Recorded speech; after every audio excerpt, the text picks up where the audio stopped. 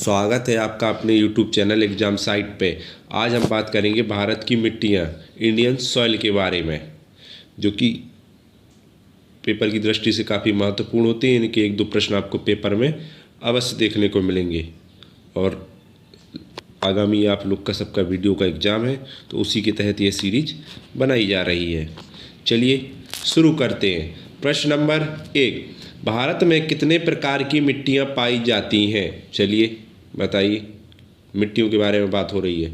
Option पढ़ेंगे 4, 5, 6, 8। बताना है इसमें कितने प्रकार की मिट्टियाँ पाई जाती हैं। इसका सही जवाब होगा 8 प्रकार की।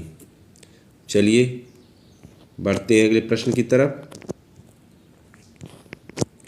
प्रश्न नंबर 2, भारत की सर्वाधिक मिट्टी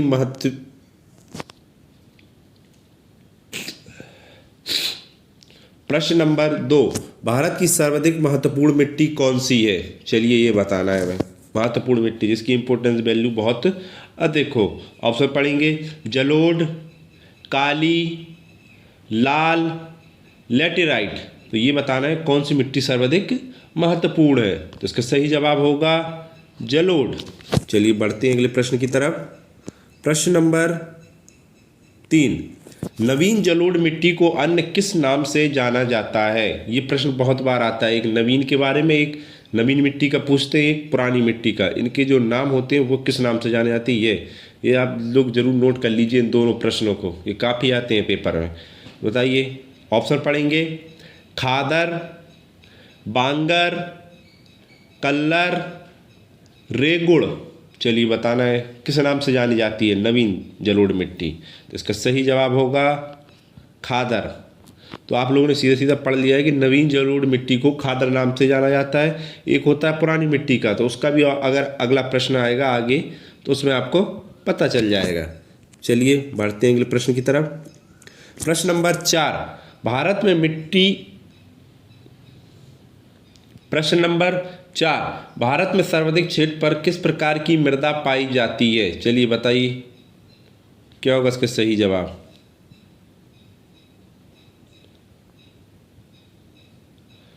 इसका सही जवाब होगा, ऑप्शन पढ़ेंगे पहले जलोढ़, काली, लाल या लेटेराइट। तो ये बताना है किस प्रकार की मृदा सर्वाधिक पाई जाती है। तो इसका सही जवाब होगा जलोढ़ मृदा, जिसका लगभग 22% भाग पाया जाता है जलोढ़ मृदा का। चलिए बढ़ते हैं अगले प्रश्न की तरफ। प्रश्न नंबर 5, पुरानी जलोढ़ मिट्टी को अन्य किस नाम से जाना जाता है? चलिए आगे है वही प्रश्न जिसके बारे में अभी बात हो रही थी कि एक नवीन का पूछा जाता है, एक पुराना का पूछा जाता है। तो चलिए ऑप्शन पढ़ेंगे खादर, बांगर, कल्लर, रेगुड़। चलिए बताना है पुरानी जलोढ़ मिट्टी को किस नाम से जाना जाता है। इसका सही जवाब होगा बांगर। चलिए बढ़ते हैं अगले प्रश्न की तरफ। प्रश्न नंबर 6, गंगा के मैदानों की पुरानी कछारी मिट्टी कहलाती है। चलिए पुरानी कछारी मिट्टी की बात हो रही है जो गंगा के मैदानों पर पाई जाती है। बताइए, इस टाइप के प्रश्न यूपी पीसीएस लेवल में काफ़ी इंपॉर्टेंट रहते हैं। इस टाइप के प्रश्न बहुत पूछे जाते हैं पीसीएस लेवल के एग्जामों में। चलिए ऑप्शन पढ़ेंगे बांगर, खादर, कल्लर, रेगुड़। चलिए बताना है क्या होगा इसका सही जवाब। इसका सही जवाब होगा बांगर। चलिए बढ़ते हैं अगले प्रश्न की तरफ। प्रश्न नंबर 7, कपास की खेती के लिए सर्वोत्तम मिट्टी पाई जाती है। चलिए बताइए कपास के लिए सर्वाधिक उपयुक्त कौन सी मिट्टी होती है? सभी लोग जानते होंगे इसके बारे में। ऑप्शन पढ़ेंगे काली मिट्टी, लाल मिट्टी, चिकनी मिट्टी, लेटेराइट। चलिए बताइए क्या होगा इसका सही जवाब। जितने भी लोग ये वीडियो देख रहे होंगे उन सबको ये प्रश्न का लगभग उत्तर पता होगा। तो इसका सही जवाब होगा काली मिट्टी। चलिए बढ़ते हैं अगले प्रश्न की तरफ। प्रश्न नंबर 8, लावा के प्रवाह से किस मिट्टी का निर्माण होता है? चलिए बताइए। ऑप्शन पढ़ेंगे। लाल मिट्टी, काली मिट्टी, जलोढ़ मिट्टी, लेटेराइट मिट्टी। तो ये बताना है किस मिट्टी का निर्माण होता है। इसका सही जवाब होगा काली मिट्टी।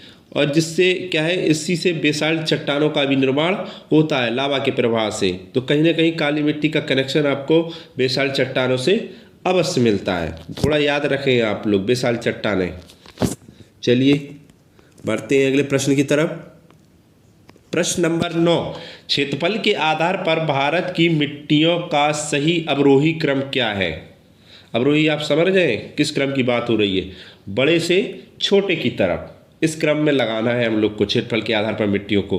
तो चलिए ऑप्शन पढ़ते हैं। जलोढ़, काली, लाल, लेटेराइट। तो क्या यह जो दिया है क्रम यह सही है?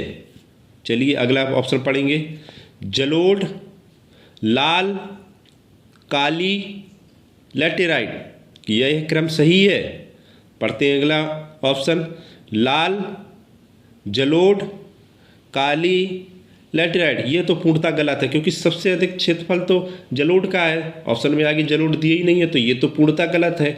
चौथा वाला भी गलत है, क्योंकि काली आगे दे रहे हैं, फिर उसके बाद जलोढ़ दे रहे हैं। तो ये दो ऑप्शन तो गलत है। अब हम लोग को ये देखना है कि इन दो पहले दूसरे ऑप्शन में क्या सही बैठेगा। तो चलिए देखते हैं दूसरे ऑप्शन को। जलोढ़ बिल्कुल सही है। उसके बाद आता है लाल, बिल्कुल सही। उसके बाद आता है काली, बिल्कुल सही। उसके बाद अंततः आता है लेटेराइट मिट्टी, जो कि क्रमबद्ध तरीके से बिल्कुल सही है कि सबसे अधिक लाल, फिर उसके बाद नहीं, सबसे अधिक जलोढ़, उसके बाद लाल, उसके बाद काली और उसके बाद लेटेराइट। चलिए तो इसका सही जवाब होगा ऑप्शन नंबर 2। बढ़ते हैं अगले प्रश्न की तरफ। प्रश्न नंबर 10, काली मिट्टी का विस्तार पाया जाता है। चलिए बताइए। ब्लैक सॉइल कहेंगे इसको। चलिए बताना है। ऑप्शन पढ़ेंगे। महाराष्ट्र, मध्य प्रदेश, गुजरात, इनमें से सभी। बताना है कहाँ पर इसकी मात्रा सर्वाधिक है। तो इसका सही जवाब होगा इनमें से सभी। सभी जगह काली मिट्टी का विस्तार है। अब ये नहीं पूछा है कहाँ पर सर्वाधिक है, ये पूछा है काली मिट्टी का विस्तार कहाँ कहाँ पर है। तो भाई महाराष्ट्र में भी है, मध्य प्रदेश में भी है, गुजरात में भी है। तो ऑप्शन में आएगा इनमें से सभी। बढ़ते हैं अगले प्रश्न की तरफ। प्रश्न नंबर 11, भारत में काली कपासी मिट्टी को किस नाम से जाना जाता है? चलिए बताइए। काफ़ी इंपॉर्टेंट प्रश्न है ये। मुझे लगभग पूर्णतः याद तो नहीं है कि किस में आया था, पर ये यूपी पुलिस के पेपर में शायद जो फायर ब्रिगेड वाला हुआ था उसमें आया हुआ यह प्रश्न है। तो कहीं ना कहीं ये प्रश्न आए हुए ही हैं एग्जाम में। मैं वही प्रश्न रखता हूँ कि जो कहीं ना कहीं आए हैं और कहीं ना कहीं विद्यार्थियों द्वारा गलती हुई है उन्हीं प्रश्नों में। वो प्रश्न रखे जाते हैं कि दोबारा आप लोग गलती ना करें। ऑप्शन पढ़ते हैं। तराई, बांगर, खादर, रेगुड़। तो बांगर खादर आप जानते हैं तराई का क्षेत्रवाय होता है, जो गंगा के मैदानी क्षेत्रों को तराई का भाग कहते हैं। रेगुड़ बचा रेगुड़ ऑप्शन। तो रेगुड़ ही बिल्कुल एकदम सही है। काली कपासी मिट्टी को रेगुड़ के नाम से जाना जाता है। बढ़ते हैं अगले प्रश्न की तरफ।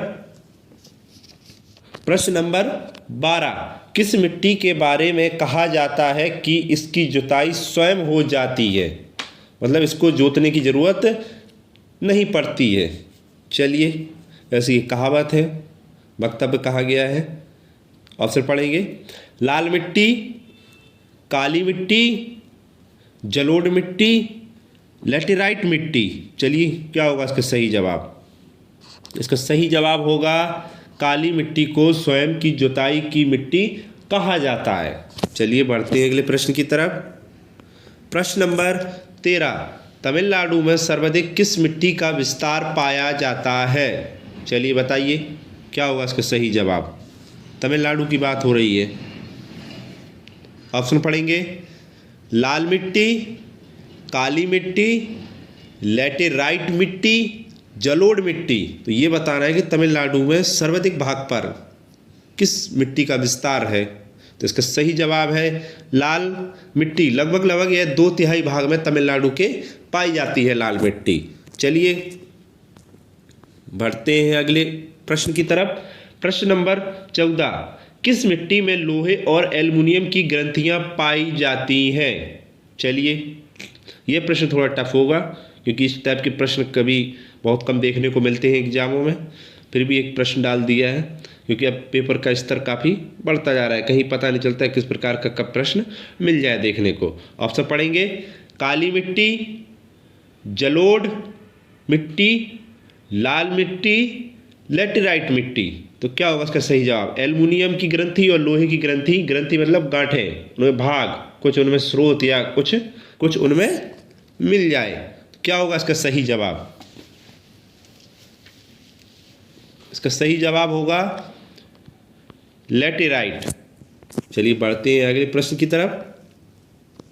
प्रश्न नंबर 15, धान की खेती के लिए आवश्यक भूमि कौन सी है या कौन सी होती है?